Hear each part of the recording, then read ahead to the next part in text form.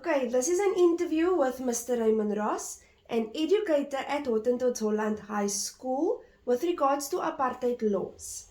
So, Mr. Ross, when were you born?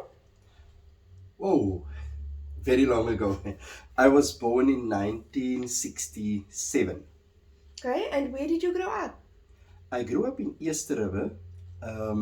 Place looked very much different from what it looked like today, and it was probably at that stage at the center of apartheid in this area, because we had whites on one side of a road and colored and a small group of blacks on the other side of a road. So a road separated the three groups from each other. Okay, what were the two laws that you provided as options for your class? I provided the Separate Amenities Act of 1953 as well as the Grouped Areas Act of 1950 as options for them to research. Okay, how did these laws affect you? Ooh, on a personal level, the Grouped Areas Act actually affected us in a big way.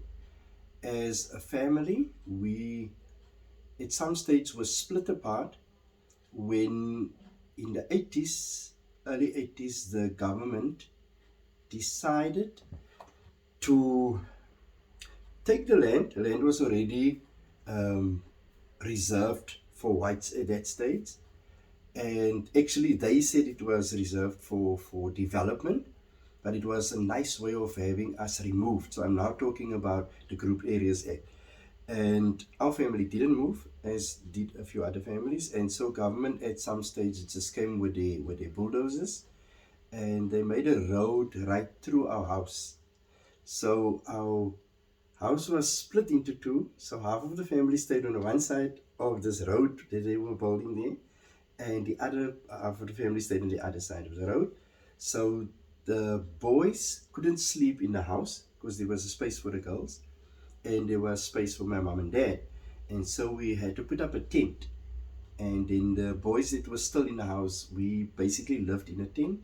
We had a outside little porch or something that we used as for to make fire and make food and things.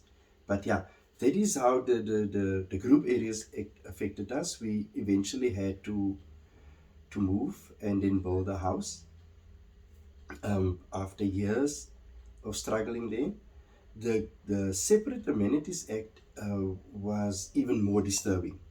We could not use the same door at the post office in East River. There was a door for Europeans and one for non-Europeans.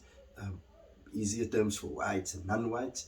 And even if there were no people standing at the door of the Europeans, you still couldn't go in there. And the lady helping on that side of the counter would sit there and she would just refuse to help anybody. So you would stand in a line, and the line sometimes were outside of the post office. So during summer or winter, whether it was raining or very hot, you had to stand in that line. The same with the station. We couldn't use the same train carriages. We couldn't even cross the same bridge. We had to cross the bridge on East River Station from a different side as the so-called whites. So it affected us in that way. Um, the areas where people used to stay, coming back to the Group Areas Act, we couldn't buy houses in the better area that were behind the shops. So we had to walk very far and there were no roads. So we had to walk through the bushes. We in actual fact didn't have cars, so that probably didn't matter that much. But yeah, both laws affected us personally, or me personally. And how did you respond to these laws? By educating myself, I decided that I need to study, and I was the first person in my family that went to university, actually, the first one who matriculated. And then that same year, two brothers and one sister decided to do matric because I was in matric so that I could help them. And I got them through matric, and I then had the opportunity to go to university without money, hoping for a bursary. And so I did athletics. That provided me with a little bit of cash, but in those days, we couldn't participate with our brothers and sisters from the other side. So we had our own little competitions, and it created some space for me with regards to finances. I could at least buy myself techies, jeans, and so on with the money that I won. And then train fare, never had train fare to go to university, so we would hitchhike or I would jump the trains. Yeah, people will know what it means. And then, but I educated myself. That is how I responded to these laws so that I could build a better future for myself. And why did you choose to respond in this manner? If you would fight these laws alone, you would probably fight a losing battle. So I decided at university that I would join resistance groups. And through these groups, I fought apartheid. I was on the student council for 2 years, and I was class rep for a year. And so I organized some of these boycotts